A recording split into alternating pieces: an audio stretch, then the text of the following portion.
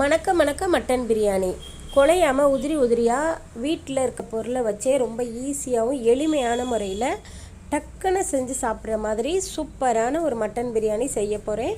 Video வந்து skip பண்ணாமல் ஃபுல்லாக பாருங்கள். ப்ளீஸ் சப்ஸ்கிரைப் பண்ணிவிட்டு பாருங்கள். கூடவே பெல் ஐக்கானையும் கிளிக் பண்ணி ஆள் கொடுத்துருங்க. வாங்க இதை எப்படி செய்கிறேன்னு பார்க்கலாம்.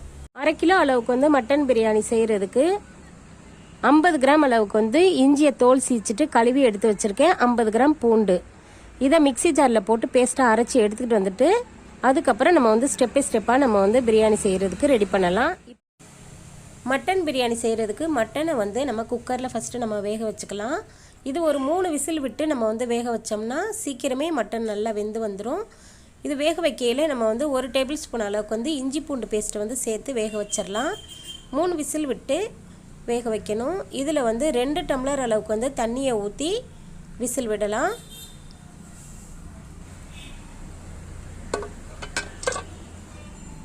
மட்டன் பிரியாணி செய்கிறதுக்கு நம்ம வந்து 100 கிராம் வந்து ரீஃபைண்ட் ஆயில் சேர்த்துக்கலாம்.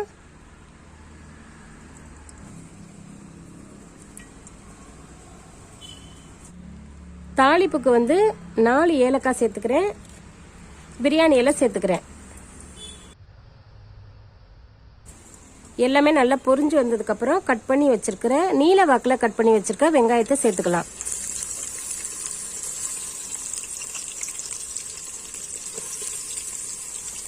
அரை கிலோ அளவுக்கு வந்து 200 கிராம் வெங்காயம் வந்து நல்லா பொன்னிறமா வதங்கட்டும். இது வதங்குறதுக்கு ஒரு 10 நிமிஷம் ஆகும்.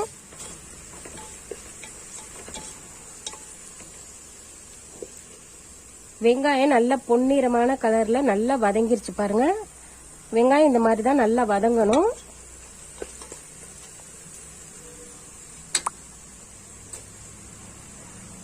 வெங்காயம் நல்லா வதங்கினதுக்கு அப்புறம் 200 கிராம் அளவுக்கு வந்து நீல வாக்குல கட் பண்ணி வச்சிருக்கேன் தக்காளி பழத்தை இது கூட சேர்த்துக்கலாம்.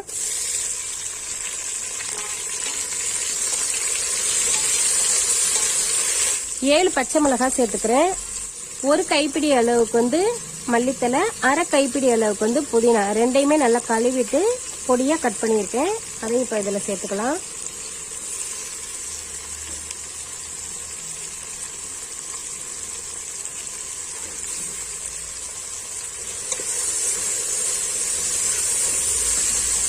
ஒரு டேபிள் ஸ்பூன் அளவுக்கு வந்து உப்பு சேர்த்துக்கலாம்.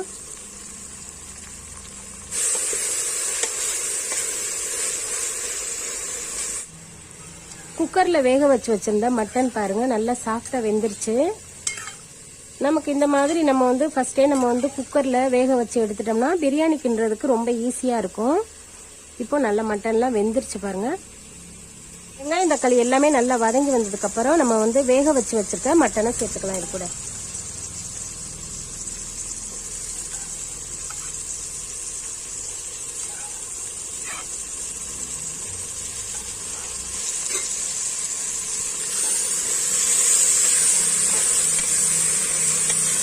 மட்டனை சேர்த்ததுக்கு அப்புறம் தான் நம்ம வந்து இஞ்சி பூண்டு பேஸ்ட் வந்து சேர்க்கணும்.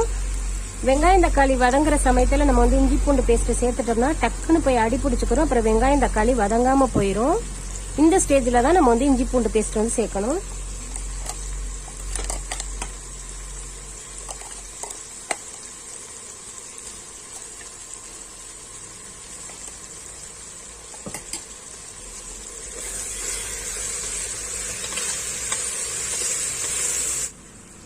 ஒரு டீஸ்பூன் அளவுக்கு வந்து பிரியாணி மசாலா, இதுல வந்து பட்டை, ஏலக்காய், கிராம்பு 3யுமே வந்து சரி சமமா எடுத்து நான் வந்து பவுடர் பண்ணி வச்சிருக்கேன்.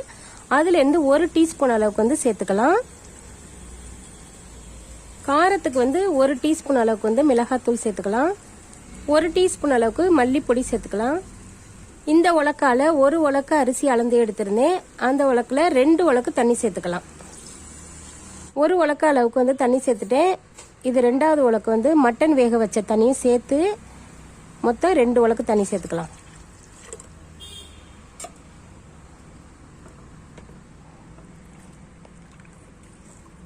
ஆல்ரெடி நம்ம வந்து மட்டனை வேக வச்சு தான் சேர்த்துருக்கோம். அதனால நல்ல ஒரு கொதி வரட்டும். அதுக்கப்புறம் அரிசியை சேர்த்துக்கலாம்.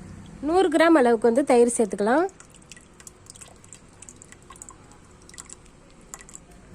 இதில் வந்து 1 லெமன் வந்து சேர்க்கணும். தண்ணி நல்லா கொதி வந்ததுக்கு அப்புறம் தான் லெமன் சேர்க்கணும்.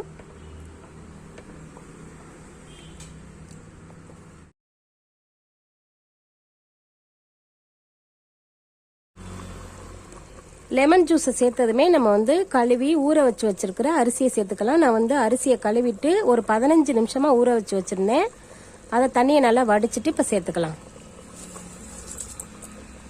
அரிசியை சேர்த்ததுக்கப்புறம் கேஸை வந்து சிம்மில் வச்சிடாதீங்க, ஹையில் தான் இருக்கணும். இப்படி நல்லா கலந்து விட்டுட்டு அதுக்கப்புறம் நம்ம வந்து ஒரு கொதி வந்ததுக்கப்புறம் நம்ம வந்து விசில் விடணும். நம்ம வந்து வெங்காயம் தக்காளி வதங்குற சமயத்தில் நம்ம வந்து உப்பு போட்டிருந்தோம். இப்போ நமக்கு வந்து பிரியாணிக்கு தேவையான அளவு உப்பு போட்டுக்கலாம். நான் வந்து 1 டீஸ்பூன் அளவுக்கு மறுபடியும் உப்பு சேர்த்துக்கிறேன்.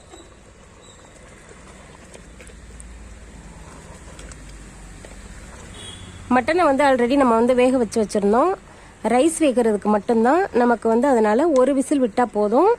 ரைஸ் வந்து நல்லா வெந்துடும். இப்போ இந்த பக்குவத்துக்கு நல்லா கலந்து விட்டுட்டு அதுக்கப்புறம் நம்ம வந்து விசில் விட போகிறோம். 2 டேபிள் ஸ்பூன் அளவுக்கு வந்து நெய் சேர்த்துக்கலாம் மேலாக.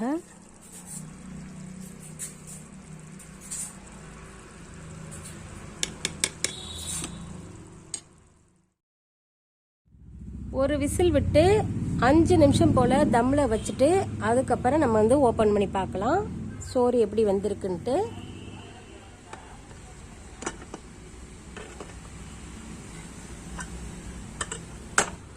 பிரியாணி பாருங்கள், ஒரு சோறு கூட வந்து உடையலை குழையலை, நல்லா சூப்பராக வந்திருக்கு நம்மளுடைய பிரியாணி. வீடியோவில் பார்க்கையிலே உங்களுக்கு தெரியும், கரெக்டான அளவில் நம்ம வந்து தண்ணி சேர்த்து நம்ம வந்து பிரியாணி செஞ்சோம்னா ரொம்ப பர்ஃபெக்டான பிரியாணி நமக்கு வந்து கிடைக்கும். முக்கியமான விஷயம் வந்து வெங்காயம் நல்ல பொன்னிறமான கலரில் வதங்கி வரணும். நம்மளுடைய பிரியாணி வந்து சூப்பராக வந்திருக்கு பாருங்கள். வருகின்ற கிறிஸ்மஸ் புத்தாண்டுக்கு நீங்களும் இப்படி பிரியாணி செஞ்சு சாப்பிட்டு பார்த்துட்டு எப்படி இருந்துச்சுன்னு கண்டிப்பாக கமெண்டில் சொல்லுங்கள். இந்த வீடியோ உங்களுக்கு ரொம்ப பிடிச்சிருந்தா மற்றவங்களுக்கும் ஷேர் பண்ணுங்கள். மறக்காமல் நம்ம சேனல் ஹாஜிஸ் கிச்சனை சப்ஸ்கிரைப் பண்ணிவிட்டு கூடவே பெல் ஐக்கானை கிளிக் பண்ணி ஆல் கொடுத்துருங்க. தேங்க்யூ. தேங்க்ஸ் ஃபார் வாட்சிங்.